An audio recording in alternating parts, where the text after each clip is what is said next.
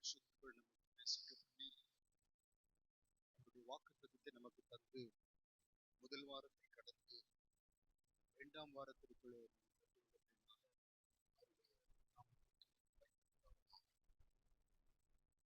நம் கர்த்தருடைய வசனத்திற்கு கடந்து போவதற்கு முன்பதாக நாம் வேதத்தில் சொல்லப்பட்டதற்கும் நாம் இன்றைக்கு ஜீவிக்கிற காலமும் எப்படிப்பட்டது என்று ஒரு சில வார்த்தைகளிலே சொல்லிவிட்டு இந்த நாளிலும் செய்திக்குள்ளாக நான் கடந்து போக வாஞ்சிக்கிறேன். ஒரு வசனத்தை மாத்திர வாசிங்கள். இது பிரசங்க வசனம் அல்ல. நாம் எந்த காலத்தில் இருக்கிறோம் என்பதற்காக அவைகளை அறிந்து கொண்டால் நம்முடைய ஓட்டம் அது சிறப்பாகவும் அது ஜாக்கிரதையாகவும் இருக்கும்படியாக இருக்கும். உதாரணத்திற்கு நமக்கு 8:30 மணிக்கு வேலை என்று வைத்துக் கொண்டால் 7:30 மணிக்கு நம்முடைய ஆக்டிவிட்டிக்கும் 8:10க்கு எப்படி இருக்கும்? கொஞ்சம் பரபரப்பா. ஏன்னா சீக்கிரம் நான் போக வேண்டும். அப்போ நாம் எந்த நிமிஷத்தில் இருக்கிறோம், எந்த காலத்தில் இருக்கிறோம், எப்படி செயல்படுகிறோம்? 7:30 மணிக்கு இருப்பதை போல 8:10க்கு நாம் செயல்பட்டால் நாம் குறித்த வேளையிலே போக முடியாது வேலைக்கு. அப்படி போல வேதம் சொல்லுவதற்கும் வேதத்திலே சொல்லப்பட்ட வார்த்தைகள் எங்கே நிறைவேறிக் கொண்டிருக்கிறது, நாம் எங்கே இருக்கிறோம் என்பதை நாம் அறிந்து கொண்டோமானால் நம் ஆவிக்குரிய ஜீவியத்திற்கும் நம்மை தேவனுக்கு ஒப்புக் கொடுப்பதற்கும் அது ஏதுவாக இருக்கும் என்பதற்காக வெளிப்படுத்துகிற விசேஷம் 10ஆம் அதிகாரம் 6ஆம் வசனத்தை வாசிப்போம். போதும், இனி காலம் செல்லாது. என்ன பிரதர் காலம் செல்லாது? அந்தி கிறிஸ்து வெளிப்படுவதற்கு இந்த உலகத்திலே தேவன் வெளிப்படுத்தின விசேஷத்திலே சொல்லப்பட்ட அனைத்து காரியங்களும் ஆயத்தமாகி கொண்டிருக்கிறது. எப்படி சொல்லுகிறீர்கள்? வேதத்திலே சொல்லப்பட்டிருக்கிறது, பேசாத மிருகம் பேசினது என்று சொல்லி பார்த்தோம். அந்த இடத்திற்கு நாம் வந்திருக்கிறோம். எப்படி என்றால், நீங்கள் யாவரும் அறிந்திருக்கிறபடி இந்த நாளிலே மிகவும் பிரபலமாய் காணப்படுகிற ஒரு காரியம்தான் AI. நீங்கள் எத்தனை பேர் உங்களில் அறிந்திருக்கிறது? ஆர்டிபிஷியல் இன்டெலிஜென்ஸ் என்று சொல்லப்படுகிற அந்த காரியம் மெல்ல இப்பொழுது அது எல்லா இடத்திலும் இப்பொழுது காணப்படுகிறது. குறிப்பாக நாம் உபயோகப்படுத்துகிற மொபைல் போனிலே இப்பொழுது புதுசாக எந்த வெர்ஷன்லாம் வருகிறதோ அது இன்பில்ட்டாகவே கொடுக்கப்படுகிறது. அவர்கள் சொல்லுகிற காரியம் என்னவென்றால், இது உங்களுக்கு உதவி செய்யும். முதல் காரியம் வேத பண்டிதர் சொல்லுகிறார்கள், இன்னும் அநேக ஸ்டெப் நாம் கடந்து போக வேண்டி இருக்காது, இன்னும் சில ஸ்டெப்ஸ் மாத்திரம் இருக்கிறது அந்தி கிறிஸ்துவிடத்தில் இந்த ஆட்சி இந்த பூமியிலே உண்டாகுவதற்கு. இப்பொழுது வந்திருக்கிறது AI, ஆர்டிபிஷியல் இன்டெலிஜென்ஸ். அது நமக்கு உதவி செய்கிறது. எப்படி உதவி செய்கிறது? உதாரணத்துக்கு நம்முடைய பிள்ளைகள் ஒரு கட்டுரை எழுத வேண்டுமானால், எஸ்ஸே எழுத வேண்டுமானால், நீங்கள் அதிலே போய் டைப் பண்ணால் போதும், ஒரு கட்டுரை அது எழுதி கொடுத்து விடும். அது நமக்கு உதவி செய்கிறது. அல்லது ஆபீஸிலே ஏதோ ஒரு காரியம் நமக்கு செய்ய வேண்டுமானால், அல்லது லீவ் எடுக்க வேண்டுமானால், அல்லது நாம் செய்ததை HR-க்கு அனுப்ப வேண்டுமானால், எப்படி நான் அதை வரிசைப்படுத்த நமக்கு தெரியாது. AI-ல போய் அதில் உதவி கேட்கும் போது அது கரெக்டாக நான் அந்த பேரை தவிர மற்றது எல்லாம் நமக்கு கொடுக்கும். அந்த பேர்ல மாத்திரம் பிராக்கெட் இருக்கும், யாருக்கு அனுப்புறோமோ அவங்க பேர் போட்டுக்கலாம். அப்போ AI டெக்னாலஜி என்ன சொல்லுகிறார்கள்? நமக்கு அது உதவி செய்யும். இப்படிதான் பிசாசு ஆரம்பிப்பான், உதவி செய்யும். 2வது ஒரு டெக்னாலஜி வர இருக்கிறது. சில கார்ப்பரேட் கம்பெனில இப்பொழுதும் செயல்பட்டு கொண்டிருக்கிறது. நீங்கள் இந்த துறையை சார்ந்த எக்ஸ்பர்ட் இடத்திலே நீங்கள் கேட்டால் அவர்கள் சொல்ற அடுத்தது SAI, சூப்பர் ஆர்டிபிஷியல் இன்டெலிஜென்ஸ். அது அமேசான் போன்ற பெரிய நிறுவனங்களே இன்றைக்கும் பயன்படுத்தி கொண்டிருக்கிறார்கள்.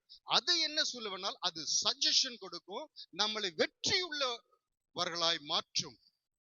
ஆகையினால் தான் இப்படிப்பட்ட வலைதளங்களிலே நீங்கள் போய் தேடும் பொழுது நீங்கள் எந்த பொருள்களை வாங்குகிறீர்கள், உங்களுக்கு ஒரு ஐடியா அது கிரியேட் பண்ணும். கிரியேட் பண்ணி ஸ்டோர் பண்ணி வைத்துக் கொள்ளும். மறுபடியும் நீங்கள் அந்த சைட்டுக்கு போகும்போது உங்களுக்கு சஜஷன் கொடுக்கும். 4-5 பொருள்களை கொடுத்து சஜஷன் கொடுக்கும். உங்களை வெற்றி கொள்ள பண்ண, சரியான பொருளை வாங்குவதற்கு, வெற்றி கொள்ள பண்ணுவதற்கு SAI. முதலாவது AI, அது நமக்கு உதவி செய்யும்.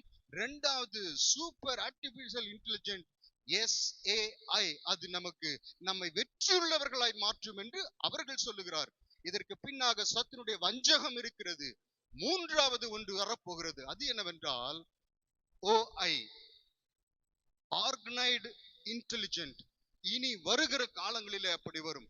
அது என்ன பண்ணும்? அது நமக்கு உதவி செய்யாது, நம்மை வெற்றியுள்ளவர்களாய் மாற்றாது, அது நமக்கு கட்டளை கொடுக்கும்.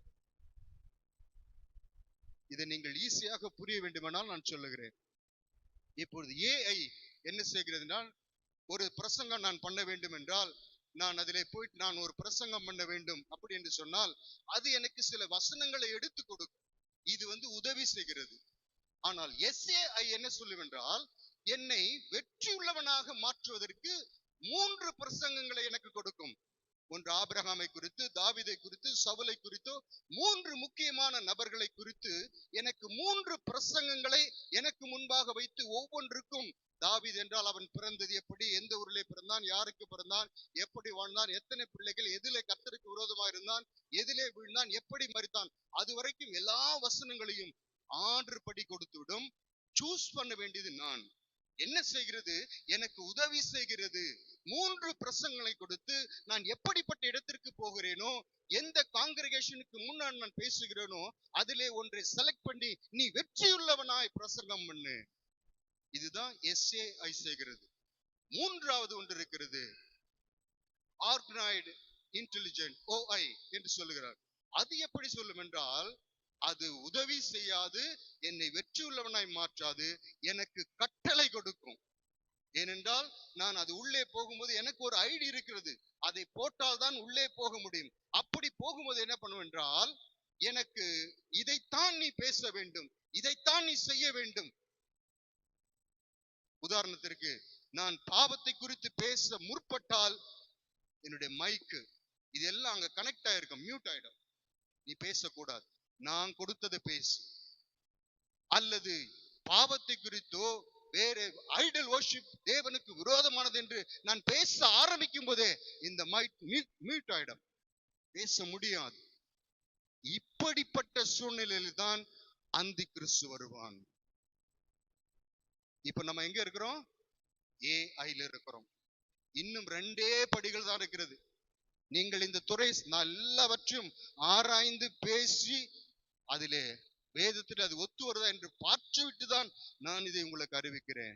நீங்கள் அப்படிப்பட்டவர்கள், உங்களுக்கு தெரிந்தவர்கள் அல்லது உங்களுடைய பிளட் ரிலேஷன்ஸ் யாராவது இருந்தால் நீங்கள் கேட்டு அதை வெரிஃபை பண்ணி கொள்ளுங்கள். இன்னும் 2 ஸ்டெப் தான் இருக்கு.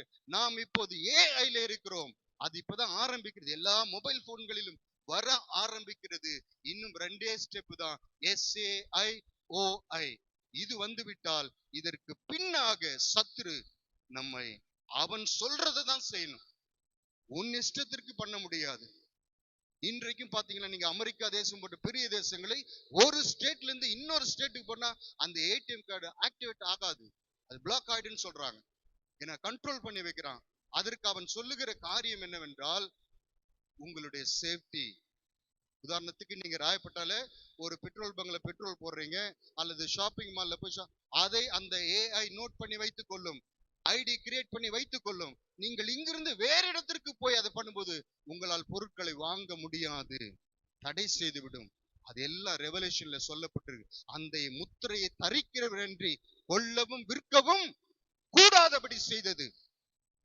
அது இன்னும் 2 ஸ்டெப் தான். மறுபடியும் அந்த 10:6 வாசிக்கும் பொழுது, வாசிங்களது போதும், இனி காலம் செல்லாது. எப்படிப்பட்ட நாட்களிலே நாம் இருக்கிறோம்? இனி காலம் செல்ல இன்னும் 2 ஸ்டெப் தான் இருக்கிறது. அது எத்தனை வருடம் என்று எனக்கு சொல்ல தெரியாது.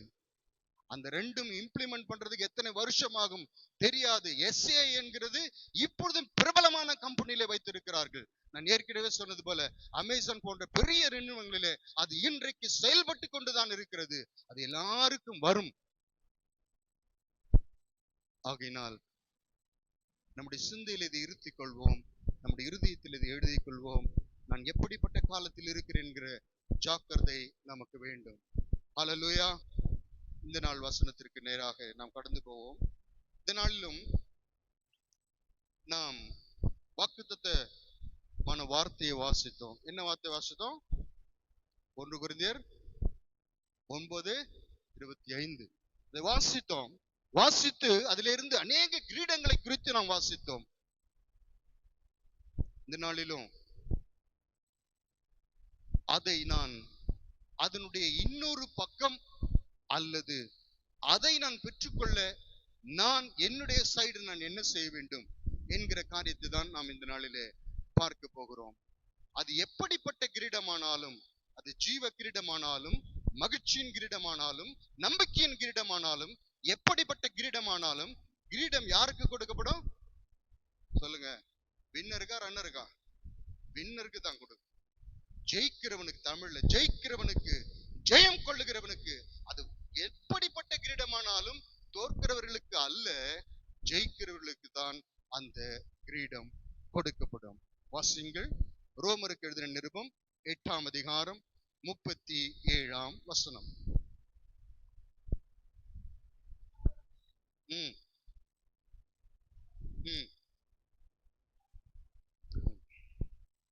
இவை எல்லாவற்றிலேயும் நாம் நம்மில் அன்பு கூறுகிறவராலே முற்றும் ஜெயம் கொள்ளுகிறவர்களாய் இருக்கிறோமே. அப்படி என்றால் ஆண்டவர் நம்மிடத்தில் என்ன எதிர்பார்க்கிறார் என்றால் நாம் ஜெயிக்க வேண்டும். அப்போ இந்த வருஷத்தை எப்படிப்பட்ட ஆண்டுன்னு நம்ம சொல்லலாம்? யாராவது கேட்டா என்ன சொல்லுவீங்க? ஜெயிக்கிற வருஷம், victory of the lord, victory of the year வருஷம். எப்படி நான் அதை நோக்கி தான் ஓட போகிறேன். இது எனக்கு எப்படிப்பட்ட ஆண்டு என்று வாக்குத்தத்தம் உங்களுக்கு என்ன கொடுக்கப்படுது? இது ஜெயிக்கிற ஆண்டாக தேவன் எனக்கு கொடுத்திருக்கிறார். பிசாசை, பிசாசின் கிரிகளை, அடிமைத்தனத்தின் ஆவிகளை, நம்முடைய குடும்பங்களுக்கு விரோதமாக போராடுகிற காரியங்களை, நம்முடைய பிள்ளைகளை அமர்த்திருக்கிற காரியங்கள், இந்த வருஷத்தில் அவைகள் எல்லாவற்றிலிருந்தும் விடுதலையாக்கி கர்த்தர் நம்முடைய குடும்பத்திலே விளக்கை ஏற்றுவாராக. எத்தனை பேர் இது விசுவாசி? ஹல்லேலூயா. எல்லா சத்துருவின் மடங்கடிக்குதலும் நீக்கப்பட்டு அழிக்கப்பட்டு ஜெயம் கொள்ளும்படி நாம் அழைக்கப்பட்டிருக்கிறோம். இதை நான் எப்படி ஜெயம் கொள்ள முடியும்? எனக்கு ஆசை இருக்கிறது, ஜெயம் கொள்வதற்கு எனக்கு ஆசை இருக்கிறது. ஆனால் வசனம் இங்கே என்ன சொல்லுகிறதா? நம்மில் அன்பு கூறுகிறவராலே தான் நாம் ஜெயிக்க முடியும். ஒரு வசனத்தை வாசிங்கள். யோவான் 16ஆம் அதிகாரம் 33ஆம் வசனம். உங்களுக்கு சமாதானம் உண்டாயிற்று. இந்த கடைசி வார்த்தை மட்டும் வாசிங்க.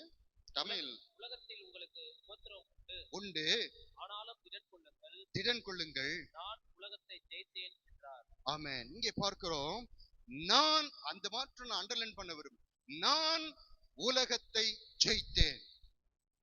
தேவன் நம்மிடத்திலே நம்ம ஜெயம் கொள்ளும்படி எதிர்பார்க்கிறார் என்றால் அவர் எப்படிப்பட்டவர் என்றார்? அவர் ஜெயம் கொண்டவர். ஹல்லேலூயா. ஒரு தோற்று போன ஆண்டவர் நமக்கு அல்ல, நமக்கு இல்லை. அவர் ஜெயம் கொண்டவர். இதுவரைக்கும் ஆண்டவர் எங்கேயாவது தோற்றிருக்காரா? தோற்றதே இல்லை. இதுவரைக்கும் எந்த இடத்திலும் ஆண்டவர் தோற்றதும் இல்லை, இனிமேல் தோற்க போவதும் இல்லை. ஆண்டவர் உண்மையாகவே தோற்றிருக்க வேண்டுமானால் எப்பொழுது அவர் தோற்றிருக்க வேண்டும் தெரியுமா? 2024ஆம் வருஷத்திற்கு முன்பதாக. ஏனென்றால் மாம்சத்தில் வந்தார் அவர். எல்லாவற்றையும் இழந்து வரவில்லை, எல்லாவற்றையும் துறந்து வந்தார். சில வேளையில எல்லாவற்றையும் இழந்ததுனால ஒரு இடத்திற்கு, அப்படி அல்ல, ஆண்டவர் அப்படி வரல. எல்லாவற்றையும், எல்லாம் இருந்தும் அவை எல்லாவற்றையும் கொள்ளையாடின பொருளாக எண்ணாமல் தம்மை தாமே வாலண்டரி, வேற யாரும் அவரை உரிந்து கொள்ளவில்லை, வாலண்டரியாக எல்லாவற்றையும் விட்டு விட்டு நம்மை போல பாடுள்ள ஒரு மனுஷனாக மாம்சத்தில் வெளிப்பட்டு அவர் சாத்தானை ஜெயித்தார். ஹல்லேலூயா. அவர் தேவனாயிருந்து சாத்தானை ஜெயித்தார். அதில் ஆச்சரியப்படுவதற்கு இல்லை. ஏனென்றால் நான் டீனேஜ் பிள்ளைகளுக்கு சொல்லிக் கொடுப்பது சூப்பர் நேச்சுரல் பவர். அவர் god is supernatural power என்று சொல்லிக் கொடு. அப்போ அந்த பவரில் அதற்கு முன்பாக இருக்கிற பிசாசனுடைய வல்லமை அடிபட்டு தான். ஆனால் ஆண்டவர் எப்படி ஜெயித்தார் என்றால் கல்வாரி நம்மை போல மனிதனாக வந்து எல்லாவற்றையும் விட்டு இறங்கி வந்து அவர் பாவத்தை ஜெயித்தார். அப்படியே அவர் ஜெயிப்பாரானால், அப்பொழுதே, அப்படி அல்ல, அப்பொழுதே அவர் ஜெயிப்பார் என்றால், அதாவது எல்லாவற்றையும் விட்டு விட்டு வந்து ஒரு மனிதனாக பிசாசு ஜெயிப்பாரானால், இப்பொழுது எப்படி இருக்கிறார்? ராஜாதி ராஜாவாக, கர்த்தாதி கர்த்தராக, சர்வ வல்லமுள்ளவராக, சர்வலோகத்தின் ஆளுகிறவராக இருக்கும் பொழுது அவர் தோற்பாரோ? அவரை ஆராதிக்கிற நாம் ஜெயம் கொள்ள முடியும். ஹல்லேலூயா. அப்படி ஆண்டவர் ஜெயம் கொள்வதற்கு நமக்கு வைத்திருக்கிற வழியை தான் நாம் பார்க்க போகிறோம். இன்னும் ஒரு வசனத்தை வாசித்திருங்கள். இந்த செய்திக்குள்ளாக போவதற்கு முன்பதாக, நான் ஜெயம் கொள்ள வேண்டும் என்கிற செய்திக்கு போவதற்கு முன்பாக இந்த வசனத்தை வாசிப்போம். யோவான் 15:4-5 வாசியுங்கள்.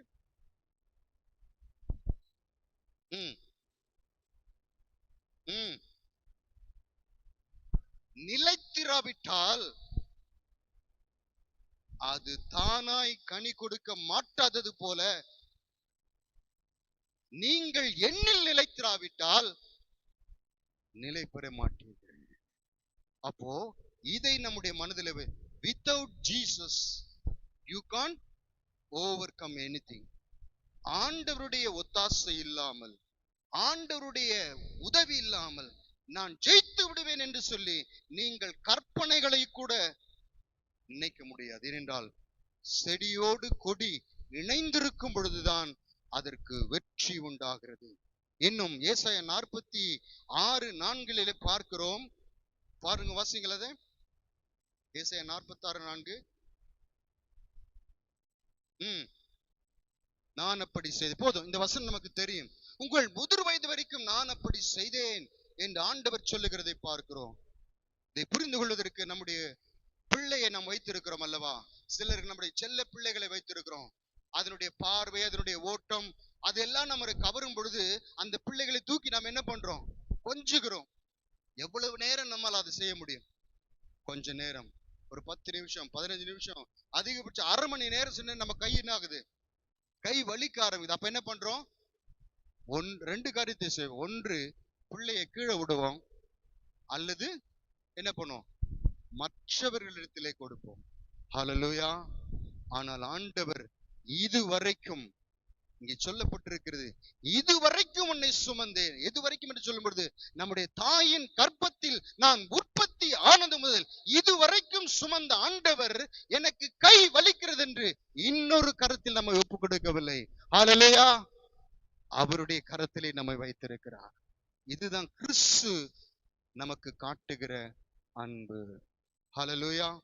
அப்போ 3 விதமான காரியங்கள் நான் ஜெயம் கொள்வதற்கு ஆண்டவர் எனக்கு வைத்திருக்கிற 3 விதமான காரியங்களை நாம் பார்க்கிறோம். முதலாவது காரியம் வாசிங்கள், ரோமர் 8:28.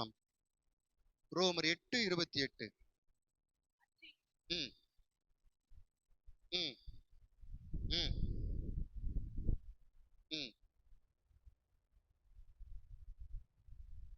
ஆமென். இங்கே பார்க்கிறோம், சகலமும் நன்மைக்கு ஏதுவாக நடக்கிறது.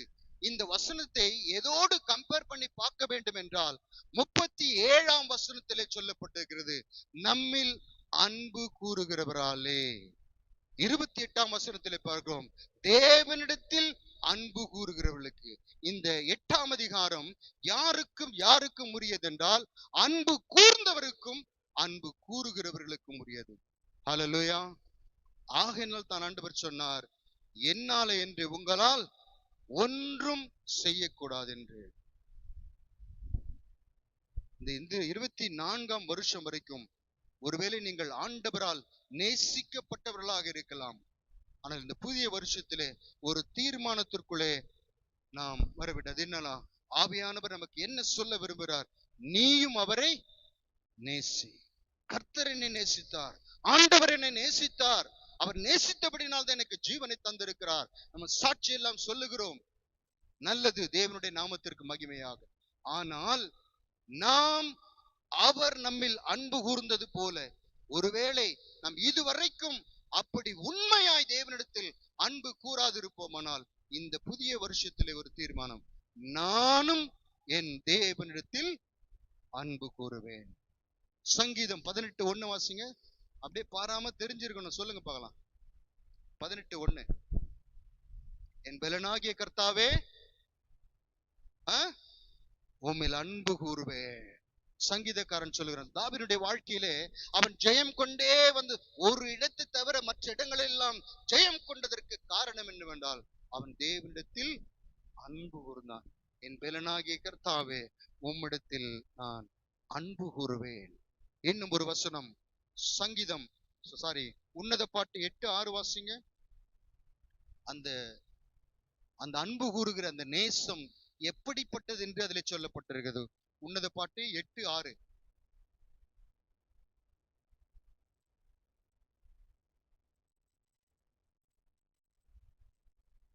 உன்னத பாட்டு 8:6. நீர் என்னை உமது இருதயத்தின் மேல் முத்திரை போலவும் உமது புயத்தின் மேல் முத்திரை போலவும் வைத்துக் கொள்ளும். நேசம் மறந்ததை போல் வலிது. போதும். நேசம் மரணத்திலும் வலிது. நேசம் மரணத்தை போல ஒரு பிரிவு எப்படி தாங்க முடியும்? அப்படிதான் ஒரு நேசம் என்பது மரணத்தை விட வலியது என்று பார்க்கிறோம். இப்பொழுது உங்களை பார்த்து ஒரு கேள்வி கேட்கிறேன். வேதத்திலே காணப்பட்ட மனிதர்களிலே பெஸ்ட் ஃப்ரெண்ட்ஸ் யாரு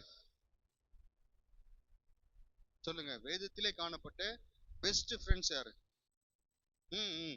தாவீது, யோனத்தான். இந்த வார்த்தை தாவீது, யோனத்தான். நான் சொல்ல போகிற வார்த்தைகளை நீங்கள் ஈஸியாக புரிந்து கொள்ள வேண்டுமானால், தாவீதின் குமாரனாகும் யோனத்தானை நாமாகும் நினைத்துக் கொண்டால் இந்த செய்தி உங்களுக்கு ஈஸியாக புரியும். 1 சாமுவேலின் புஸ்தகம் 18ஆம் அதிகாரம் 1ஆம் வசனம் வாசியுங்கள். ஏன் யோனத்தான் தாவீதை சிநேகித்தான்?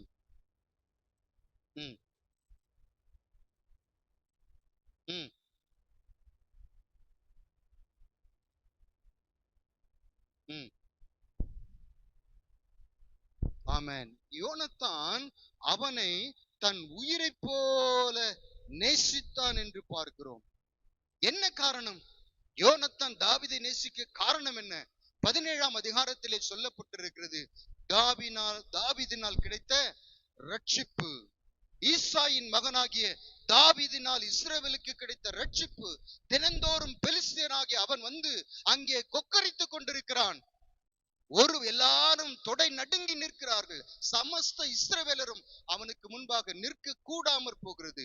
ஆனால் வாலிபனாகிய தாவீது வருகிறான், இஸ்ரவேலுக்கு அங்கே ரட்சிப்பை கட்டளிடுகிறான். தாவீது மாத்திரம் இல்லைன்னா என்ன இருக்கும்? அவர்களை சிறையாக்கி கொண்டு அடிமைகளாக்கி கொண்டு போயிருப்பார்கள். நான் ஏற்கனவே சொன்னேன், நீங்கள் தாவீதை கிறிஸ்துவாக, யோனத்தானை நம்முடைய ஸ்தானத்தில் நிறுத்தி பார்த்தால் இந்த வசனம் உங்களுக்கு, எதற்கு நாம் தேவனிடத்தில் அன்பு கூற வேண்டும்? நாம் பெற்ற ரட்சிப்பு பெரியது. அன்றைக்கு கோலியாத் வந்து கொக்கரிக்கும் பொழுது ஒருவனாகிலும் இல்லை, நம்முடைய ஆத்துமாவை விடுவிப்பதற்கு மனுஷனில் ஒருவனும் இல்லாதிருந்த போது தேவகுமாரன் இறங்கி வந்து அன்பு இன்னதென்று நமக்கு வெளிப்படுத்தினார். அந்த அன்பினாலே தான் நாம் ஜெயம் கொள்ள முடியும். ஹல்லேலூயா. இன்னும் ஒரு வசனத்தை வாசி. சங்கீதம் 106:22. 106:22. தங்கள் இரட்சகரான தேவனை மறந்தார்கள். எப்பொழுது நாம் ஜெயம் கொள்ளாமல் தோல்வியிலே போய் நம்முடைய காரியங்கள் முடியும் என்றால், நம்மை ரட்சித்தவரை எந்த இடத்திலே எந்த காரியத்திலே மறந்து நம்முடைய சுயத்தின்படி நாம் போவோமானால் அங்க என்ன கிடைக்காது? ஜெயம் கிடைக்க, கிரீடம் கிடைக்காது. நான் பண்ணிடுவேன் அப்படி இல்லை. இங்க இந்த தவறை தான் இஸ்ரவேல் ஜனங்கள் தங்கள் இரட்சகரை மறந்தார்கள் என்று எழுதியிருக்கிறது. உபாகமம் 32:18 பார்க்கிறோம். அவர் செய்த சகலவற்றையும் அற்புதங்களையும், ஒரு காரியம் வரும் பொழுது என்ன செய்கிறார்? மறுபடியும் நாங்கள் எகிப்துக்கு போவோம். இதுதான் அவருடைய பேச்சாக காணப்பட்டது. எகிப்திலே ஆண்டவர் அற்புதம் செய்தாரா? செய்யலையா? செஞ்சார். ஆனால் அதை பார்க்கிலும் மேலானது எது என்றால், எகிப்தை விட்டு நம்மை வெளியே கொண்டு வருவது. எகிப்திலே அற்புதம் நடந்தது, நம்முடைய வாழ்க்கையில அற்புதம் நடக்கிறது என்று சொல்லி நாம் எந்த இடத்தில் அமர்ந்திருக்கிறோம்? எகிப்திற்குள்ளேவா அல்லது எகிப்தை விட்டு வெளியே வருகிறோம்? அற்புதம் நடக்குது பிரதர், கர்த்தர் தான் செய்வார். அதை பார். பாபிலோனிலே இருந்தார்கள், பாபிலோனிலே அற்புதம் செய்தார் ஆண்டவர். 7 மடங்கு அக்கினி சூளையிலே அவர்களை தப்புவித்தார். ஆனால் அங்கே இருப்பது தேவனுடைய சுத்தம் அல்ல. அவர் தம்மை தேவன் என்று விளங்க பண்ணுவதற்கு, அந்நிய ஜாதிகளுக்குள்ளே தம்மை தேவன் என்று விளங்க பண்ணுவதற்கு கர்த்தர் செய்கிற காரியம் என்ன? அவர்கள் நடுவிலிருந்து நம்மை பிரித்து நம்மை வெளியாக்கி கொண்டு வருகிறார், அவரில் அன்பு கூறும்படி. அப்போ என்னுடைய ஜெயம் எதை சார்ந்திருக்கிறது என்றால், நான் அவரிடத்தில் எந்த அளவுக்கு நான் அன்பு கூறுகிறேனோ அந்த அளவுக்கு தான் என்னுடைய வாழ்க்கையில் ஜெயம் இருக்கும். உயிர்த்தெழுந்த ஆண்டவர் மரியாளுக்கு முதல் தரிசனமானார். ஏன்? பட்சபாதம் உள்ளவர் ஆண்டவர். அவருடைய சீஷர் 12 பேர் இருக்க, எல்லாவற்றையும் விட்டு உம்மை பின்பற்றினோம் என்று சொல்லி அத்தனை 12, ஒருவனை தவிர 11 பேர் இருக்க, ஏன் ஐயா மரியாளுக்கு தேவன் முதல் தரிசனம்? அந்த வார்த்தையை கவனிங்கள், முதல் தரிசனம். அதுக்கு பிறகு எல்லாருக்கும் ஆனால், ஏன் முதல் தரிசனமானால்? இவள் மிகவும் அன்பு கூர்ந்தாளே. அதான் ஆண்டவர் பார்க்கிறார். உயிர்த்தெழுந்த ஆண்டவர் கரையில் நின்று ஏக்கத்தோடு பேதுருவிடத்தில் கேட்ட கேள்வி, நீ என்னில் அன்பாயிருக்கிற. அப்போ என் வாழ்க்கையிலே நான் ஜீவ கிரீடத்தை பெற்றுக்கொள்ள வேண்டுமானால், அல்லது அதனோடு கூட தேவன் கொடுக்கிற எந்த கிரீடத்தையும் நான் பெற்றுக்கொள்ள வேண்டுமானால், நான் முதலாவது செய்ய வேண்டியது என் இரட்சகரிடத்தில் நான் அன்பு கூற வேண்டும். உன்னத பாட்டின் புஸ்தகம் 2ஆம் அதிகாரம் 7ஆம் வசனத்தை வாசிங்கள்.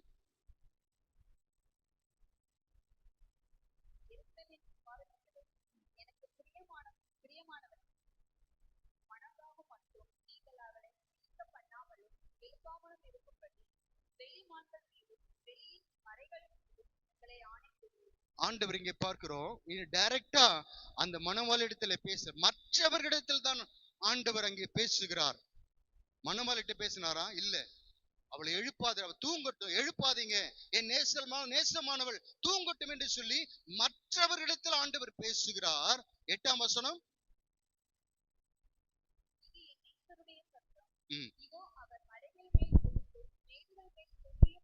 போதும். மற்றவரிடத்தில் பேசும் பொழுது அவர் ரெகக்னைஸ் பண்ணிக் கொள்கிறார், இது என் நேசரின் சத்தம். ஹல்லேலூயா. ஆனால் ஆண்டவர் பர்சனலா நம்ம ஒவ்வொரு இடத்திலும் பேசுறாரே, வாட் இஸ் அவர் ரெஸ்பான்சிபிலிட்டி? மற்றவரிடத்தில் பேசும் பொழுதே அது என்னுடைய நேசரின் சத்தம் என்று சொல்லி அவளுக்கு அதோட தூக்கம் போச்சு, எழுந்து உட்கார்ந்துட்டா. ஆனால் கர்த்தர் நம்மிடத்திலே பேசும் பொழுது நம்முடைய ரியாக்ஷன் எப்படி இருக்கிறது? நாம் எப்படி நடந்து கொள்ளுகிறோம்? தேவன் நம்மை ஜெயம் கொள்ளும்படி நம்மை அழைத்திருக்கிறார். மாத்திரமல்ல, நாம் இன்னும் மோசேயை குறித்து நமக்கு சமயம் இல்லை. மோசேயினுடைய வாழ்க்கையிலே பார்க்கும் பொழுது சொல்லப்பட்டிருக்கிறது, யாத்திராகமம் 24:2 சொல்லப்பட்டிருக்கிறது. ஆண்டவர் சொல்லுகிறார், மோசே மாத்திரம் என்னிடத்தில் வர வேண்டும். நான் முன் சொன்னது போல சொல்றேன், ஆண்டவர் இங்கேயும் பார்ஷாலிட்டி பார்க்கிறாரோ? மீட்கப்பட்டவர்கள் 6 லட்சத்துக்கும் அதிகமானவர்கள் அல்லவா? அவர்களில் ஒரு 100 பேரையாவது அல்லது 10 பேரையாவது அழைக்காமல் ஏன் ஆண்டவர் மோசே மாத்திரம் என்னிடத்தில் வர வேண்டும் என்று சொல்லுகிறார்? நீங்கள் அதற்கு முன்னுள்ள 20ஆம் அதிகாரத்தை பார்த்தால் 20:18 மட்டும் வாசிங்க.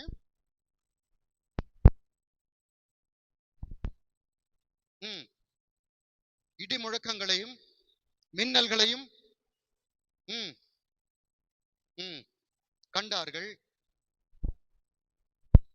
போதும். என்ன பண்ணிட்டாங்க? தேவன் பேசும்போது என்ன பண்ணிட்டாங்க? பின்வாங்கினார்கள். ஏன் ஆண்டவர் எல்லாரையும் கூப்பிடல? 6 லட்சம் இருந்தார்களே, 6 லட்சத்துக்கும் அதிகமானவர் இருந்தார்களே, ஏன் எல்லாரையும் கூப்பிடவில்லை? மோசே மாத்திரம் என்னிடத்தில் வரலாம் என்றார். இங்கே பார்க்கிறோம், புகையை காண்கிறார்கள், புகையை கண்டு பின்வாங்கி போனார்கள். ஆனால் மோசே எதை பார்த்து முன்னோக்கி போனான்? எரிகிற அக்கினி. இதுல எதுல நம்ம பின்வாங்குவோம்? ஒரு இடத்துல ஃபயர், அமெரிக்காவில பார்த்தோம் இப்ப சமீபத்துல, என்ன மாதிரி கொழுந்து விட்டு எரிந்தது. அப்ப கிட்ட போவோமா? புகை வரும்போது கிட்ட போவோமா? நெருப்பு வந்தாதான் நம்ம தள்ளி ஓடுவோம் பயந்துட்டு. ஆனா இங்க ஜனங்கள், ஏன் ஆண்டவர் அப்படி அவர் சொல்லுகிறார் என்றால், அவர் பட்சபாதம் உள்ளவர் அல்ல, அவர் எல்லார் மேலும் அன்புள்ள தேவன். இவன் புகையை பார்த்து ஓடி போறான், பின்னோக்கி போறான், பின்வாங்கி போகிறான். அக்கினியை பார்த்தும் மோசே கிட்ட போறான். அப்ப ஆண்டவர் சொல்ல, அப்ப ஆண்டவருக்கு தேவை யார் தெரியுமா? உன்னுடைய ஸ்டேட்டஸ் என்ன, நீ எவ்வளவு படிச்சிருக்கிற, நீ எங்கிருந்து வர, எந்த இதுல இருந்து இருக்க, அதெல்லாம் இல்ல. எந்த அளவுக்கு நீ தேவனிடத்தில் அன்பு கூறுகிறாய், அதை பொறுத்து தான் உனக்கு கிரீடம். ஹல்லேலூயா. அப்ப நான் முதலாவது செய்ய வேண்டியது அன்பு கூற வேண்டும். நம்ம அன்பு கூர்ந்துருவோம், நம்முடைய வாழ்க்கையில எல்லாமே ஸ்மூத்தா போகுதுன்னா அன்பு கூறுறது லேசான காரியம். அதுக்கு ஆண்டவர் தான் நமக்கு மாதிரி. ஆண்டவர் சொல்றாரு, சங்கீதம் 22:1 என்ன வசனம்? 22:1 சொல்லுங்க. என் தேவனே, என் தேவனே, ஏன் என்னை கைவிட்டீர்? அப்போ இது ஒரு கிரிட்டிக்கலான சூழ்நிலை. ஆண்டவருக்கு சாதகமா நடக்குதா? இல்ல, பாதகமா நடக்குது. அப்படிப்பட்ட சூழ்நிலையில அவர் பிதாவினிடத்தில் எப்படி அன்பு கூர்ந்தார் என்ற எக்ஸாம்பிள் நமக்கு வைத்திருக்கிறார். ஆண்டவரும் போதகருமாகிய நானே இவைகளை செய்தது உண்டானால் என்று சொல்லி ஆண்டவர் ஒரு மாதிரியை வைத்திருக்க. என்ன தெரியுமா? என் ஆவியை உம்முடைய கரத்திலே. நாம செய்வோம் அப்படி? நம்மள ஒருத்தர் கை விட்டாங்கன்னா, இந்தாங்க எனக்குள்ளதெல்லாம் நீங்க வச்சுக்கோங்க, அல்லது எங்க வீட்டு சாவி நீங்க வச்சு சொல்லுமா? சொல்ல மாட்டோம். அதோட நம்ம அவங்கள ஓரம் கட்டிடும். தேவகுமாரன் நமக்கு மாதிரி எப்படி அன்பு கூற வேண்டும். தேவனே, என் தேவனே, ஏன் என்னை கைவிட்டீர் என்று கதறிவிட்டு அவர் பிதாவை விட்டு தம்முடைய முகத்தை திருப்பிக் கொள்ளவில்லை. யாரிடத்தில் போவேன் ஆண்டவரே? அப்போ நெருப்பு, பேதுரு சொல்லுகிறார், உங்கள் நடுவிலே பற்றி எரிக்கிற அக்கினியை குறித்து. அக்கினி என்பது சோதனையை குறிக்கிறது. அப்போ ஒரு சோதனை வராத வரைக்கும் நாம் ஆண்டவரிடத்தில் அன்பு கூறுவோம், நம்முடைய வாழ்க்கை ஸ்மூத்தா போகும். அப்ப ஆண்டவரே, நான் உம்மை நேசிக்கிறேன், என் நேசரே, உம்மை இல்லாமல் வேற இல்லை. ஆனால் ஒரு சோதனை என்கிற அக்கினி வரும் பொழுது அநேகர் பின்வாங்குகிறோம். அவர்கள் மேல் பின்வாங்கி போவோமானா அவன் மேல் என் ஆத்துமா பிரியமாயிராது.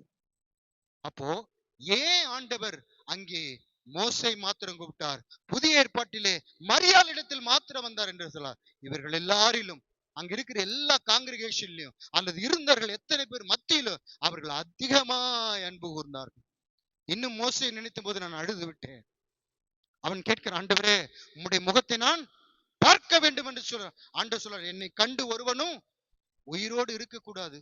ஆனாலும் மறுநாள் காலையில் அவர் சமூகத்துல போய் நிக்கிறான். திருப்பி கேட்கிறான், ஆண்டவரே, நான் உம்மை பார்க்க வேண்டும். எத்தனை பேர் நம்ம சொல்லுவோம், நமக்கு காரியம் ஆகணும்னா கர்த்தரிடத்துல போவோம். ஆண்டவரே, என் பிள்ளை தவறான வழியிலே போகிறது, அவனை திருத்தும் ஆண்டவரே. முழங்காலிலே நின்று உபாசத்தோடு கர்த்தருடைய சமூகத்திலே நாம் ஜெபிப்போம். சவுல் அதைத்தான் செய்தான். தாவீதுக்கு தன் ஆயுதத்தை கொடுத்தான். எதற்கு? தனக்கு காரியம் ஆகணும். ஆனா யோனத்தான் அன்பு கூர்ந்தான் அவனுடைய ரட்சிப்புக்காக. ரட்சிப்பை நினைத்து அவனுக்கு. இப்படி உண்மையாய் தேவனிடத்தில் அன்பு கூறும் பொழுது அதனுடைய ரிசல்ட் என்ன தெரியுமா? யோனத்தான் தாவீதினிடத்திலே அவன் பெற்றுக் கொடுத்த ரட்சிப்பை நினைத்து நினைத்து அவன் கடைசி வரை அவனிலே அன்பு கூர்ந்ததை பார்க்கிறோம். அதனுடைய ரிவார்ட் ஆண்டவர் அவனுக்கு எப்படி கொடுத்தாருண்டா, அவனுடைய மகனாகிய மேவிபோசேத் ராஜாவின் அரண்மனையிலே அவன் தாவீதினுடைய கண்களிலே அவனுக்கு கிருபை கிடைத்தது, ஃபேவர் கிடைத்தது. ஃபேவர்னா என்ன தெரியுமா? ஃபேவர் என்பது நம்முடைய செய்கையோ நமக்கு இருக்கிற தகுதியை பார்க்காதவன், அவர் பாட்டி எடுத்து கொடுத்துட்டே இருப்பாங்க, அதுதான் ஃபேவர். அங்கே யோனத்தான், நான் ஏற்கனவே சொன்னது போல, நீங்கள் தாவீதினிடத்தில் தாவீதின் குமாரனையும் மற்ற இடத்தில் நம்மை வைத்து பாருங்கள், நம் கிருபை பெற்றுக் கொள்வதற்கு எவ்வளவு வேணும் பாத்திரமானவர் அல்ல. நம்முடைய ஃபேவர் ஒரு சந்ததி. நீங்கள் இந்த சந்ததியிலே கர்த்தரிடத்தில் உண்மையாய் அன்பு கூறினால் உங்கள் பின்வரும் சந்ததி. அதான் நடந்தது. யோனத்தான் தாவீதினிடத்திலே சிநேகித்தான், அவன் ரட்சிப்பை நினைத்து அன்பு கூர்ந்தான், அவன் சந்ததிக்கு ஃபேவர் கிடைத்தது. அப்போ உங்கள் பிள்ளைகள் வரும் காலத்திலே என் பிள்ளை உயர்ந்த நிலைக்கு வர வேண்டும், கர்த்தரால் ஆசீர்வதிக்கப்பட வேண்டும் என்று நீங்கள் நினைத்தால் எழுதி கொள்ளுங்கள், இன்று முதல் நான் தேவனிடத்தில் அன்பு கூறுவேன். எனக்கு பிற்பாடு என் பிள்ளை கர்த்தருடைய வருகை தாமதிக்குமானால் என் பிள்ளைக்கு தேவனுடைய கண்களிலே ஃபேவர் கிடைக்கும். நான் ஏற்கனவே சொன்னேன், ஃபேவர் என்பது நம்முடைய தகுதியை பார்த்து கொடுக்கறதுல சர்வ வல்லமையுள்ள தேவன் கொடுத்து கொண்டே இருப்பார். அப்ப முதலாவது நான் கிரீடத்தை பெற்றுக்கொள்ள நான் செய்ய வேண்டிய காரியம் தேவனிடத்திலே அன்பு கூற வேண்டும். அப்போ ஃபைனல் இந்த வார்த்தையிலே நமக்குள்ள ஒரு டெசிஷன் வேணும். ஆண்டவரே, நான் கடந்த வருடங்கள் எப்படி இருந்தனோ அதை எல்லாவற்றையும் நான் மறந்து விடுகிறேன். புதிய இருதயத்தோடு, முழு இருதயத்தோடும் முழு பலத்தோடும் இந்த வருஷத்திலே என்ன வந்தாலும், அக்கினி பற்றி இருந்தாலும், அது புகையா இருந்தாலும், அக்கினி சோதனை, பெரிய சோதனை, புகை சின்ன சின்ன சோதனை, அப்படி நீங்கள் வைத்துக் கொள்ளுங்கள். அது வந்தாலும் நான் உம்மை விட்டு பின்வாங்க மாட்டேன். ஹல்லேலூயா. எத்தனை பேர் இந்த தீர்மானம் எடுத்துருவோம்? நீங்கள் எத்தனையோ தீர்மானம் எடுத்திருக்கலாம். அந்த தீர்மானத்துக்கு எல்லாவற்றிற்கும் மேலாக ஒன்று என்று போட்டு இதை வைத்துக் கொள்ளுங்கள். நான் தேவனிடத்திலே அன்பு கூறுவேன். இரண்டாவது ஜீவ கிரீடத்தை பெற்றுக்கொள்ள தேவன் எனக்கு வைத்திருக்கிற வழி என்ன? ரோமர் 8:16 வாசியுங்கள்.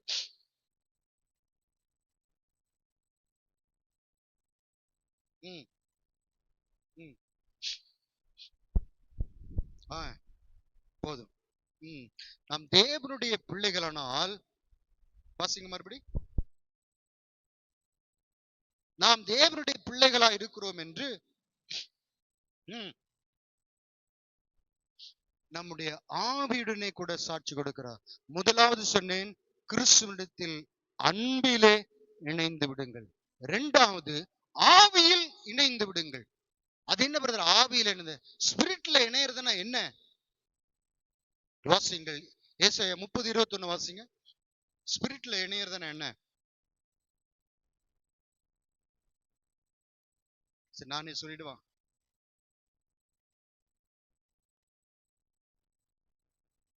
30:21. நீங்கள் வலதுபுறம் இடதுபுறம், சின்ன சின்ன காரியங்கள் நீங்கள் தவறாக செல்லும் பொழுது, நீங்கள் வலதுபுறம் இடதுபுறம் சாயும் பொழுது வழி இதுவே, இதிலே நடவுங்கள் என்கிற. ஆமென். அப்போ வழி தவறி போகும் பொழுது, அல்லது தேவனுக்கு பிரியமில்லாததை நாம் செய்யும் பொழுது ஆவியானவர் நம்மை உணர்த்துகிறாரா இல்லையா? உணர்த்துகிறார். இது இல்ல, நீ செய்கிறது பாவம், நீ செய்கிறது பாவம், செய்யாதே, இது கர்த்தருக்கு விரோதமானது, வேதத்திலே சொல்லப்பட்டதுக்கு விரோதமானது என்று சொல்லி ஆவியானவர் உணர்த்துகிறார் அல்லவா? அந்த உணர்த்துதல் அற்று போகிறது தெரியுமா? அதுதான் ஆவியில் இணையாம போறது. ஆவியில் இணைந்திருக்கிறவனுக்கு, அபிஷேகம் பெற்றுக்கொண்டவனுக்கு அந்த உணர்வு எப்பொழுதும் இருக்கும். அநேகர் என்ன நினைக்கிறோம், நான் அபிஷேகம் பெற்றுக்கொண்டது எதற்கு என்று கேட்டால் அவர்கள் அந்நிய பாஷையில் பேசுவதற்கு. அதற்கும் தான், அதற்கு சேர்த்துதான் அது.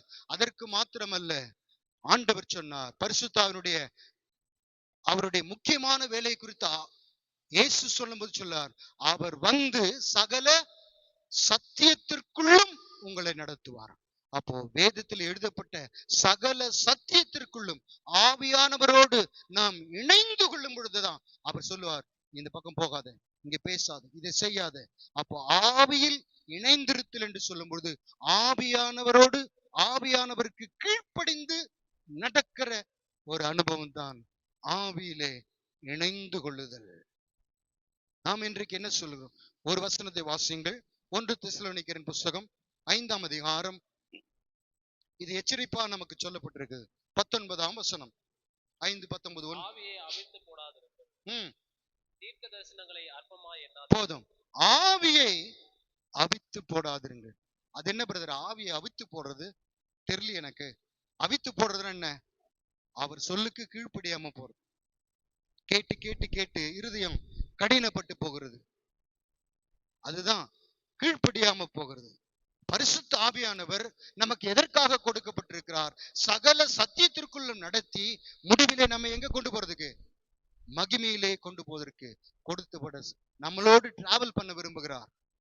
சத்திய ஆவியானவர் நம்மளோடு டிராவல் பண்ண விரும்புகிறார். ஆண்டவராக இயேசு கிறிஸ்து சொல்லும்போது, நானே வழியும் சத்தியமும் ஜீவனுமாயிருக்கிறேன். இங்கே சொல்லப்பட்டிருக்கிறது, சத்திய ஆவி வரும் சகல சத்தியத்திற்குள்ளும். நான் அந்த 2 வசனத்தையும் ஒன்றாக இணைத்து சொல்ல விரும்புவேன்.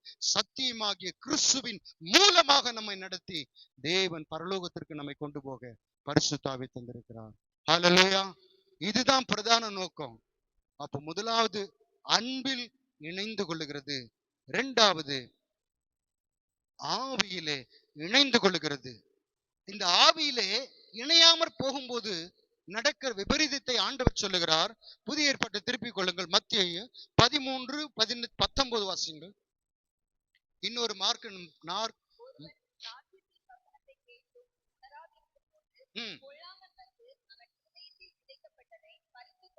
ஆமே. நீங்க பார்க்கிறோம், ஆவியானவர் நம்மிடத்தில் பேச பேச, நம்மை உணர்த்த உணர்த்த, நாம் அதை அவித்து போடும்போது, ஆவியை அவித்து போடும்போது, அதாவது ஆவியானவருக்கு கீழ்ப்படியாமல் நம்முடைய சுயத்திலே நாம் நிற்க நிற்க பிசாசு என்ன செய்கிறான்?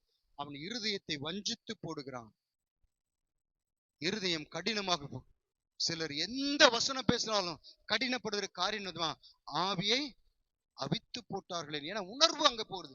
அவர் வந்து சகல ஆவியானவர் பாவத்தை குறித்தும் நீதியை குறித்தும் நியாய தீர்ப்பை குறித்தும் கண்டித்து உணர்த்துவார். அந்த கண்டித்து உணர்த்தும் போது, நீ உணராதிருக்கும் பொழுது, வேதம் சொல்லுகிறது, அவன் உணராதிருக்கும் பொழுது, அவன் தன்னை கடினப்படுத்திக் கொள்ளும் பொழுது பிசாசு வந்து அவைகளை எடுத்து போடுகிறான். இன்னும் மார்க் 4:12 வாசிங்க. மார்க் 4.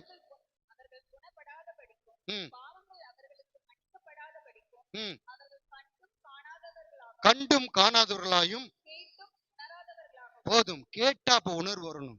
வேத வசனம் ஆவியானவர் பேசும்போது உணர்வு வரும். நம்ம விட்டு கொடுக்கும் பொழுது, உணர்த்துதலுக்கு நாம் அடங்கி இருக்கும் பொழுது உணர்வு வரும். ஆண்டவர் இந்த வசனத்தை எதை மேற்கோள் காட்டுகிறார் என்றால், ஏசாயா 6:9 ஏசாயா தீர்க்கதரிசி உரைக்கப்பட்டது.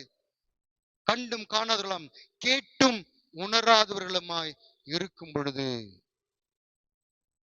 தாவீதுடைய வாழ்க்கையிலே பார்க்கிறோம், ஒரு விசை சவுலுடைய வஸ்திர தொங்கலின் ஓரத்தை அறுத்து கொண்ட பொழுது அவன் இருதயம் என்ன பண்ணுச்சு? அடித்து கொண்டது. இதான் நம்முடைய பிகினிங். ரட்சிக்கப்பட்ட போதிலே ஒரு சின்ன காரியமானாலும் நம்முடைய இருதயம் அடித்து கொண்டது உண்மைதான். ஆனால்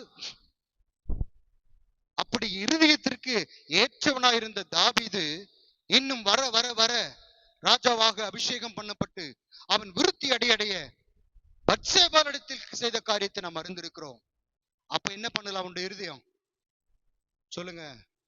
ஒரு வஸ்திர தொங்கல் அறுத்தும் போது இருதயம் அடித்து கொண்டதல்லவா? ஆனா பத்சேபாளிடத்தில் பாவம் செய்கிறான். அவளை தன்னுடைய மனைவி ஆக்கிக் கொள்வதற்கு உரியாவை போர் முனைக்கு முன்னாக நிறுத்தி அவனை கொலை செய்து போடுகிறான். அப்போ அவனுக்குள்ள என்ன இல்ல?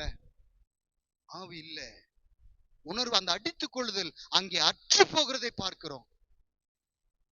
ஆனா தீர்க்கதரிசி மூலமாய் ஆண்டவர் தாவீதுக்கு தீர்க்கதரிசி அனுப்பி, நாத்தான் என்கிற தீர்க்கதரிசி அனுப்பி காரியங்களை விவரித்து காண்பித்த போது அவன் சொன்ன முதல் வார்த்தை, ஆண்டவர் உம்முடைய பரிசுத்த ஆவியை என்னை விட்டு எடுத்துக்கொள்ள. அப்ப அவன் ரெகக்னைஸ் பண்ணிட்டான். எது நிமித்தம் என்னுடைய இருதயம் இப்படி உணர்வற்று போய் ஒருவனை கொலை செய்வதற்கும் பாவத்திற்கு விழுவதற்கும் காரணமாயிருந்தது? என் உணர்த்துதலுக்கு நான் செவிகொடாமல் போனேன் அல்லவா? நீங்கள் யாராக இருக்கலாம், தேவன் உணர்த்தும் பொழுது அந்த உணர்வுக்கு நீங்கள் செவிகொடாமல் போவீர்களானால், வேதம் சொல்லுகிறது, உங்கள் இருதயத்தில் இருக்கிற வசனங்கள், உங்கள் இருதயம் கடினப்பட்டு போகும். எப்படிப்பட்ட பிரசங்கம் பண்ணாலும் உங்களுடைய வாழ்க்கையின் நிலை மாறாது, உங்கள் ஆவிக்குரிய ஜீவன் வளராது. ஆகினால் தயவாய் கர்த்தருடைய நாமத்தினாலே கேட்கிறேன், ஆவியில் இணைந்திருங்கள், ஆவியானவருக்கு கீழ்ப்படியுங்கள். அவர் பேசுகிற போது, அவர் பாவம் என்று உணர்த்துகிற காரியங்கள் வரும் பொழுது ஆவியானவருக்கு உங்களை ஒப்பு கொடுத்தால் ஜீவ கிரீடத்தை நிச்சயமாகவே நம்மில் அன்பு கூறுகிறவராலே நாம் முற்றும் ஜெயம் கொள்ளுகிறவர். நம்முடைய சுயபலத்தினாலே முடியாது, நம்முடைய சுயபலத்தினாலே முடியாது, நம்முடைய சுயபலத்தினாலே நாம் கிரீடத்தை பெற்றுக்கொள்ள முடியாது. நம்மில் அன்பு கூறுகிறவராலே நாமும் அன்பு கூறும் பொழுது, ஆவியானுடைய சத்தத்தை கேட்க நம்முடைய செவியை ஷார்ப்பாக விருத்த சதனம் உள்ளதாக வசனம் பேசும் பொழுது, இதோ என்னை ஒப்புக் கொடுக்கிறேன் என்று சொல்லி ஒப்புக் கொடுக்கிற அந்த உணர்வுள்ள இருதயம் நம்மிலே காணப்படும் பொழுது ஆவியானவர் நமக்கு உதவி செய்கிறார். மூன்றாவது ஒரு காரியத்தை சொல்லி முடிக்க விரும்புகிறேன். ரோமர் 8:17.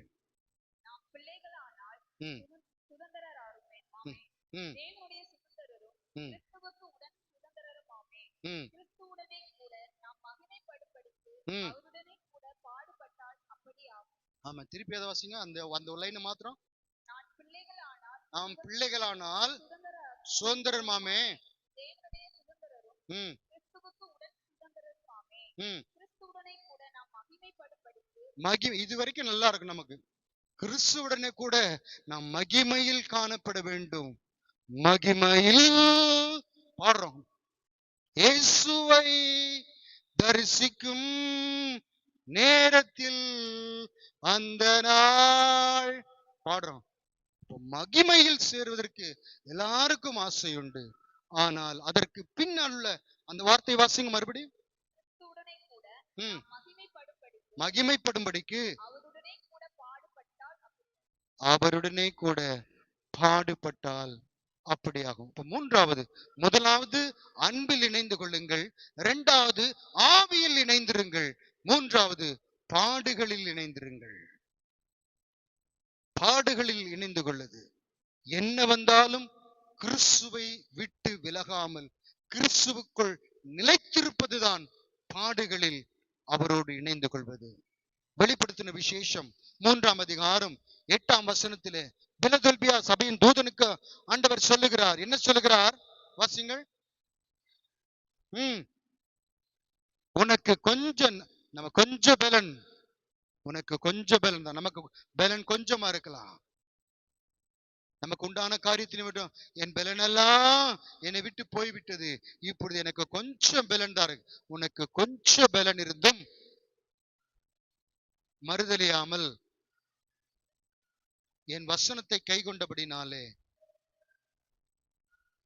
ஆமென், அந்த திறந்த வாசலை நான் கிரீடம் என்று சொல்ல விரும்புகிறேன். திறந்த வாசலை தேவன் வைக்க வேண்டுமானால் உனக்கு கொஞ்சம் பலன் இருந்தோம் என் நாமத்தை மறுதலியாமல், அதற்கு முன்பு நீ படப்போகிற பாடுகளை குறித்தும் எவ்வளவு வேணும் பயப்படாதே. பாடில்லாமல் மகிமையில் நாம் சேர முடியாது. ஆண்டவர் படைக்கும் பொழுதே சாயங்காலமும் விடியற்காலமுமாகி முதலாம் நாள் ஆயிற்று. அப்ப வாழ்க்கை என்பது அப்ஸ் அண்ட் டவுன்ஸ் உண்டு. ஒரே மாதிரி போகுது எல்லாருக்கும். சொல்லுங்க, எனக்கு ஒண்ணுமே வரலங்க, ஒரே மாதிரி போகுது. யாரும் சொல்ல முடியாது. ஒருத்தராங்க நானும் சொல்ல முடியும். வாழ்க்கையில அந்த வசனமும் ஆவிக்குரிய கண்ணோட்டத்தோடு சொல்றேன். சாயங்காலமும் விடியற்காலம். சாயங்காலத்தில் அழுகை தங்கும், விடியற்காலத்தில் களிப்பு. இதுதான் வாழ்க்கை. வாழ்க்கை என்பது அப்படியே களிப்பே இருக்கும். பாடி சிரிச்சுக்கிட்டே போயிட முடியாது.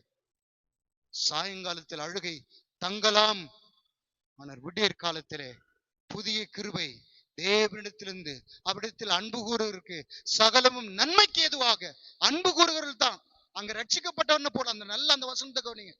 சகலமும் அவரிடத்தில் அன்பு கூறுகிறவர்களுக்கு, ரட்சிக்கப்பட்டவர்களுக்கு என்று அல்ல, அவரிடத்தில் அன்பு கூறு. அப்போ சாயங்காலத்திலே அழுகை தங்கும், விடியற் காலத்திலே களிப்புண்டாகும். வாழ்க்கை என்பது இப்படித்தான். இன்னும் ஒன்று சங்கீதம் 30:15 வாசிங்கள். Psalm 35:35.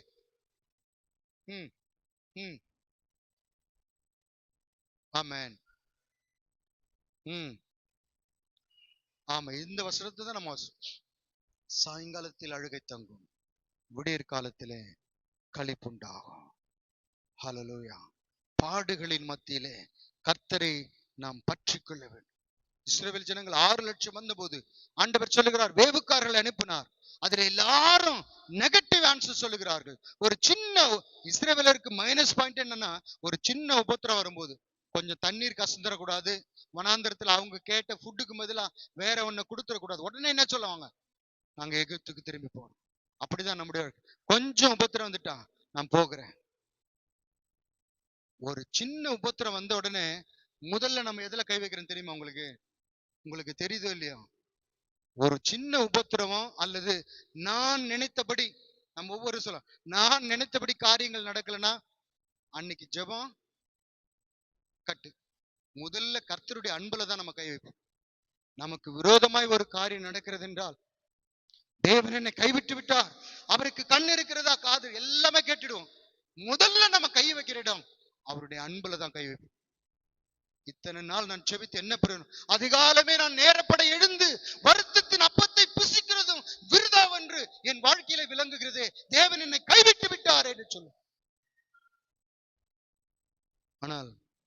சில தருணங்களுக்காக நான் ஆண்டவரை ஸ்தோத்தரிக்கிறேன். சில ஜெபங்களை நான் ஜெபித்த சில ஜெபங்களை ஆண்டவர் கேட்காததற்காக அவருக்கு ஸ்தோத்திரம். அப்படி என் ஜெபத்தை தேவன் கேட்டிருப்பார் என்றால் இன்றைக்கு நான் இந்த இடத்துல நிற்க முடியாது. வேற எங்கு என்னுடைய பிரயாசம் வேறு விதமா இருந்தது. அவருடைய சுத்தம் கேட்கல. அப்படி நான் ஜெபித்த ஜெபத்தை சிலவற்றை தேவன் கேட்கல. எத்தனை பேர் நன்றி சொல்ல முடியும்? என் ஜெபத்தை மட்டும் அவர் கேட்டிருந்தா ஹல்லேலூயா, அவரை விட்டு நான் எங்கேயோ போயிருப்பேன், தூரமா போயிருப்பேன். ஜெபத்தை என் தேவனின் ஜெபத்தை கேட்காதற்காக ஸ்தோத்திரம். சில தருணம் அப்படி வரும்.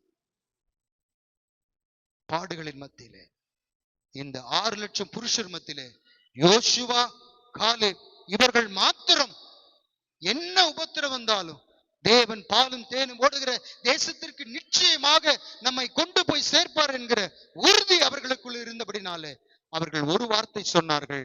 அந்த வசனத்தை வாசித்து நாம் முடிக்கலாம். என்னாகமங்களின் புஸ்தகம் 14ஆம் அதிகாரம் 9ஆம் வசனம். கர்த்தருக்கு விரோதமாக மாத்திரம் கலகம் பண்ணாதிருங்கள். நம்முடைய வாழ்க்கையில எதுவும் வரட்டும், தேவன் நம்மை சுத்திகரிக்கும்படி, நம்மை சுத்திகரிக்கும் அனுபவத்திற்குள்ளே கொண்டு போய் நம்மளை மகிமையிலே நாட்கள் கொள்ளாதது என்று பார்க்கும். இனி காலம் செல்லாது என்று நாம் வாசித்தோம். அதற்கு உலகத்தில் நடக்கிற சம்பவங்களை உங்களுக்கு முன் நிறுத்தப்பட்டிருக்கிறது. இன்னும் 2 ஸ்டெப் தான். SAIOI, அவ்வளவுதான். 2 காரியங்கள் தான் இருக்குது. அப்போ பாடுகளின் மத்தியிலே கர்த்தருக்கு விரோதமாக மாத்திரம் முறுமுறுக்காதிருங்கள். ஆனால் நீங்கள் பாடுகள் எல்லாம் சங்கீத புஸ்தகத்திலே வாசித்தால், நான் மரண இருளின் பள்ளத்தாக்கிலே நடந்தாலும், அப்போ மரண இருளின் பள்ளத்தாக்கிலே நடக்கிற ஒரு அனுபவம் உண்டு. ஆனால் அங்கே நிலைத்திருக்க பண்றாரா? கர்த்தர் எனக்கு ஒரு பந்தியை ஆயத்த. ஹல்லேலூயா. நம்ம அந்த அங்கே விட்டுற மாட்டார் நம்மள. மரண இருளின் பள்ளத்தாக்கு வரும். அதே நேரத்திலே அதை நீ பொறுமையோடு சகிப்பாயானால் உனக்கு கர்த்தரால் ஏற்படுத்தப்பட்ட ஒரு பந்தி உண்டு என்பதை நீ மறந்து போகாதே. இன்னொரு இடத்திலே தீயும் தண்ணீரையும் கடந்து வந்தோம். எங்களை எங்க கொண்டு வந்து விட்டீர்? சொல்லுங்க. செழிப்பான இடத்துல எங்களை. தீயும் தண்ணீரையே நம்ம விட்டு இருந்தா என்ன இருப்போம்? பொசுங்கி போயிடும். விடல ஆண்டவர். ஆனா கடந்து வர பண்ணாரு. அதன் ஊடாக கடந்து, அப்ப உபத்திரம் என்கிற ஊடாக, உபத்திரத்தின் ஊடாக தண்ணீர் நம் தலைக்கு மேலாக போயிற்று. அவைகளுக்கு மத்தியிலே நம்மை கரம் பிடித்து கொண்டு வந்தார். கொண்டு வந்த பிற்பாடு தீயையும் தண்ணீரையும் கடந்து வந்தோம். செழிப்பான இடத்து இப்பொழுது ஆசீர்வாதமா வைத்திருக்கிறார். ஹல்லேலூயா. கர்த்தரிடத்தில் பெற்றுக்கொண்ட ஆசீர்வாதத்திற்காக ஆண்டவரை ஸ்தோத்திரிக்கலாமா? ஹல்லேலூயா. அப்போ 3 காரியத்தை நாம் பார்த்தோம். 1, நீங்க சொல்லுங்க பார்க்கலாம் என்னன்னு. 3 காரியத்தை சொல்லுங்க. அன்பில் இணைந்திரு. சத்தமா சொல்லுங்க. அன்பில் இணைந்திருங்கள், ஆவியில் இணைந்திருங்கள், பாடுகள். அதான் உங்க இருதயத்துல பதிஞ்சிச்சு. நோட்ல இருக்கிறது மனசுக்குள்ள வரணும். இருதயத்துல வீட்டுல போய் இந்த வசனங்களை இன்னும் தியானிப்போம். அப்ப கர்த்தரிடத்தில் கேளுங்கள், ஆண்டவரே உண்மையில் அன்பு கூறுகிற உணர்வுள்ள இருதயத்தை தாரும். உம்முடைய ஆவியில் இணைந்து கொள்ளுகிற அந்த என் செவி விருத்த சேதனம் பண்ணதை காணப்படட்டும். எனக்கு வருகிற பாடுகளிலே உம்மை குறித்து முறுமுறுக்காமல், ஆண்டவரே பாத்திரம் உம்மிடத்து கரத்திலிருந்து எனக்கு என் சித்தத்தின்படி அல்ல. இதுல இயேசு நமக்கு மாதிரி. என் சித்தத்தின்படி அல்ல, உம்முடைய சித்தத்தின்படி ஆக கடவுள். வசனத்துக்கு நம்ம ஒப்பு கொடுப்போம். கர்த்தர் நம்மை ஆசீர்வதிப்பாராக.